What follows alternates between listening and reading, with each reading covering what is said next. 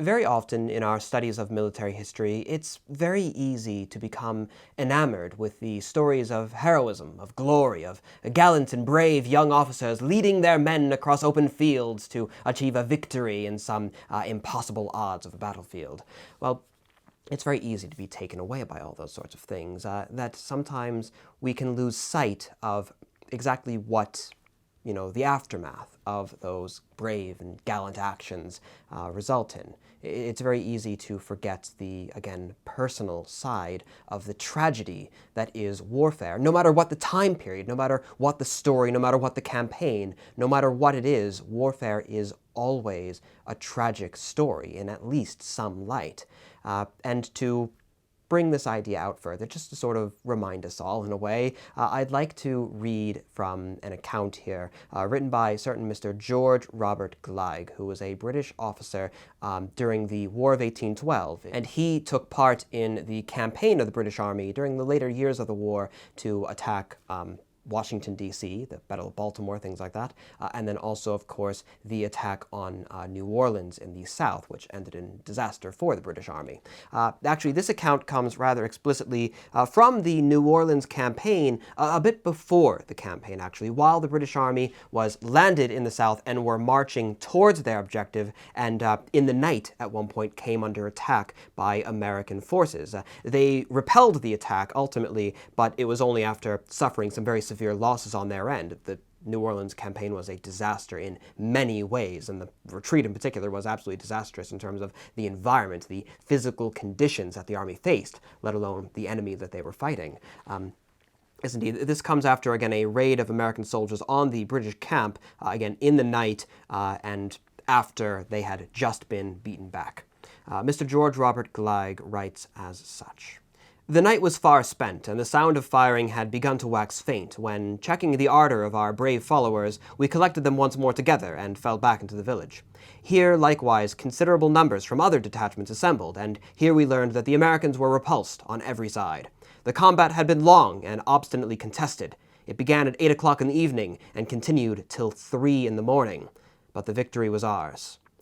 True, it was the reverse of a bloodless one, not fewer than 250 of our best men having fallen in the struggle. But even at the expense of such a loss, we could not but account ourselves fortunate in escaping from the snare in which we had confessedly been taken. To me, however, the announcement of the victory brought no rejoicing, for it was accompanied with the intelligence that my friend was among the killed. I well recollect the circumstances under which these sad news reached me. I was standing with a sword in each hand, my own and that of the officer who had surrendered to me, and as the reader may imagine, in no bad humor with myself or with the brave fellows about me, when a brother officer, stepping forward, abruptly told me the tale. It came upon me like a thunderbolt, and casting aside my trophy, I thought only of the loss which I had sustained. Regardless of every other matter, I ran to the rear and found Gray lying behind the dung heap, motionless and cold.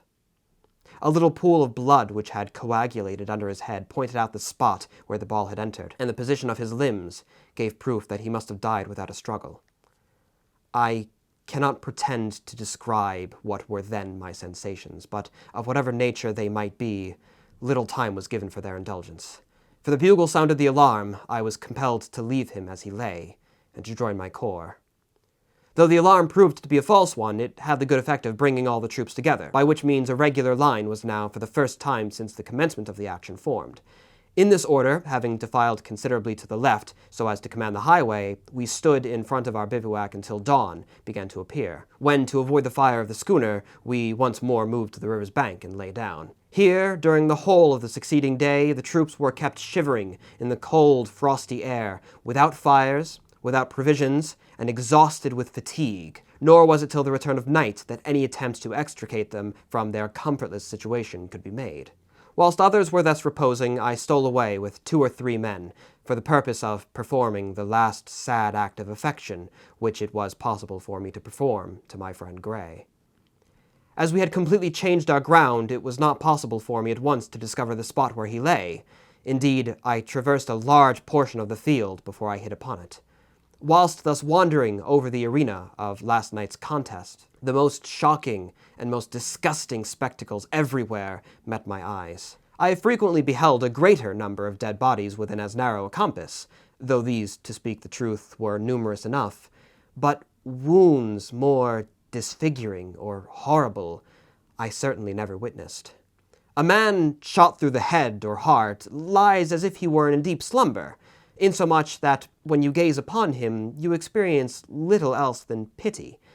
But these many had met their deaths from bayonet wounds, saber cuts, or heavy blows from the butt ends of muskets, and the consequence was that not only were the wounds themselves exceedingly frightful, but the very countenances of the dead exhibited the most savage and ghastly expressions. Friends and foes lay together in small groups of 4 or 6, nor was it difficult to tell almost the very hand by which some of them had fallen. Nay, such had been the deadly closeness of the strife, that in 1 or 2 places an English and American soldier might be seen with the bayonet of each fastened in the other's body. Having searched for some time in vain, I at length discovered my friend lying where, during the action, we had separated, and where, when the action came to a close, I had first found him, shot through the temples by a rifle bullet so remarkably small as scarcely to leave any trace of its progress. I am well aware that this is no fit place to introduce the working of my own personal feelings, but he was my friend, and such a friend as few men are happy enough to possess. We had known and loved each other for years, and our regard had been cemented by a long participation in the same hardships and dangers. And it cannot therefore surprise if even now that I pay tribute to his worth and our friendship, which, however unavailing it may be, they both deserve. When in the act of looking for him, I had flattered myself that I should be able to bear his loss with something like philosophy. But when I beheld him, pale and bloody, I found all my resolution evaporate. I threw myself on the ground beside him and wept like a child. But this was no time for the indulgence of useless sorrow. Like the royal bard, I knew that I should go to him, but he could not return to me, and I knew not whether an hour would pass before my summons might arrive. Lifting him therefore upon a cart, I had him carried down to Headquarter House, now converted into an hospital, and having dug for him a grave at the bottom of the garden, I laid him there as a soldier should be laid, arrayed not in a shroud, but in his uniform. Even the privates, whom I brought with me to assist at his funeral, mingled their tears with mine, nor are many so fortunate as to return to the parent dust more deeply or more sincerely lamented. After this part of the account, Gleig actually goes into that temporary field hospital, and he describes the horrible and squalid conditions that the men are facing there. He describes the awful wounds that the men are facing, the groans and the cries of the dying, and the simple, horrifying, staggered breaths of men who have given up the fight. It's a deeply, again, personal, deeply intimate account of conflict, the uglier side of things that people often do not associate enough with warfare in the long 18th century, but of course, which was so incredibly common a story.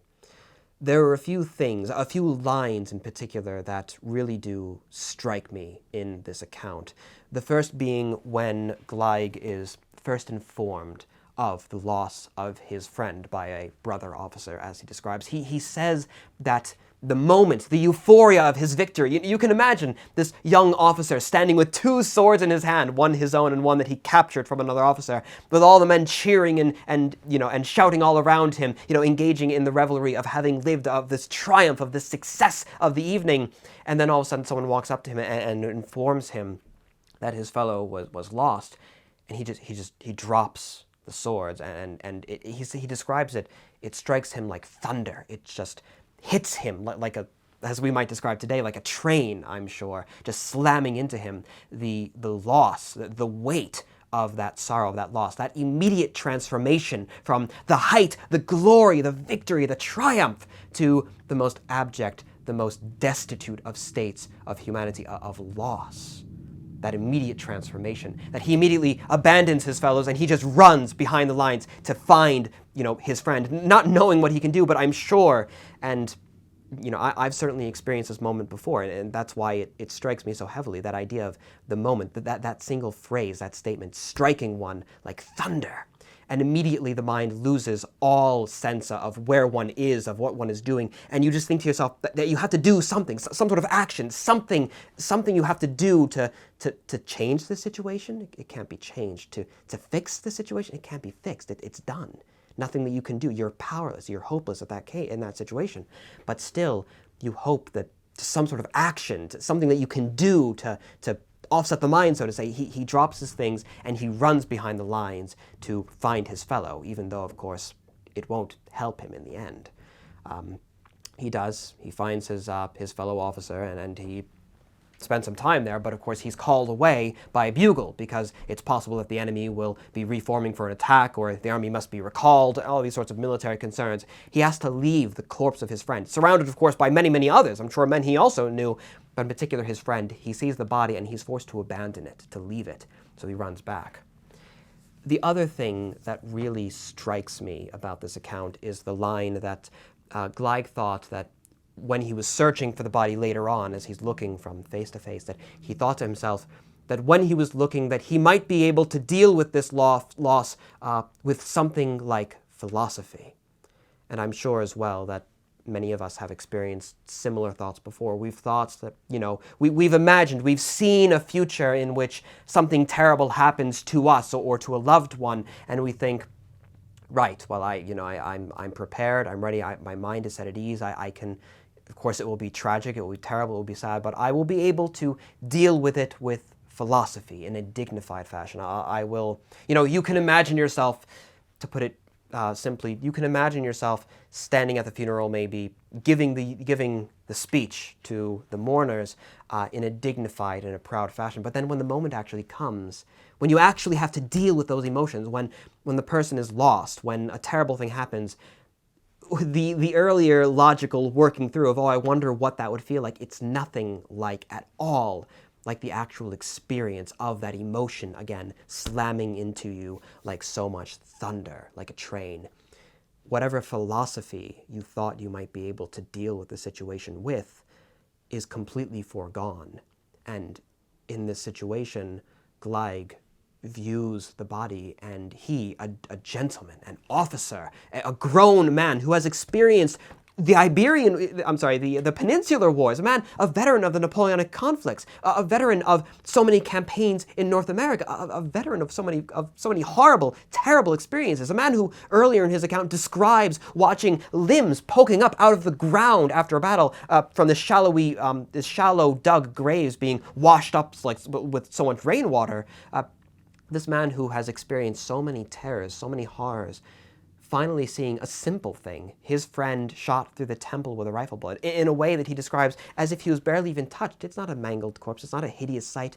It, in a way, I'm sure, had a particular kind of beauty to it. The man finally seeming to lay in rest, as just, yes, indeed, laying down to rest finally after so very long of a conflict. It's the sort of thing, not to say that it is beautiful, but you can imagine someone writing a poem or something about it, for example. And yet when he finally views the sight of his friend laying there, finally at rest, he cannot help but just sink to his knees. I'm sure the energy, the power in his legs just completely giving out as he falls down. And he weeps. A veteran of so many hardships, of so much privation, weeping openly over the corpse of his friend. And so much strong is the emotion that he even describes later on the very privates, the random guys, the enlisted men whom he enlisted to help bury his friend, also were overcome with that same emotion. And again, to relate to more personal stories, I'm sure that many of us can relate to those sorts of experiences of thinking, right, well, I know, X or Y family member perhaps may pass away soon because, for example, perhaps a grandfather or something went to a hospital. And so you have that knowledge in your mind, right? Well, I'm going to receive that call one day that this is going to happen. And, when it happens, I'm ready, I'm prepared. And then when you actually get that phone call and those words are spoken over, and it's just, eventually it strikes you. Eventually you have the realization of what happened and the emotion is lost. It's just All dignity, all decorum, all philosophy is thrown out the window in just the pure, brunt force of that emotion, again, hitting you like a thunderbolt. Sorry, I'm getting a little romantic here, I'm sure, but those are just two particular phrases which I think are absolutely beautiful phrases in how true they are and how much they ring, particularly with myself and, you know, some experiences I've had as well, that it really does capture those emotions very, very well. And it is an excellent way to remember, again, the personal side of these stories, the personal aspect of warfare, that it is not always a story of glory, of heroism, of triumph in the field, but in fact, it is a tragedy. Warfare is a tragedy, and that human element is the most important thing that we as reenactors, as historians, as just fans of military history, people who like to read about it and think about it, it's the most important thing that we must always remember, that this is a human story and it is a human tragedy. Right, well, I do think that I have repeated myself plenty of times for one evening. So again, thank you all so very much for watching, in particular, as always, to my ever-beneficent supporting classes on patreon.com. It is by virtue of your support, emotional and financial both, that allows me to carry on with the work that I do. And of course, as well, to you, my dear viewer, for your own support. Thank you so very much for watching. And of course, until the next time, my dear viewer, I am, and I shall remain, of course, your most humble and obedient of servants.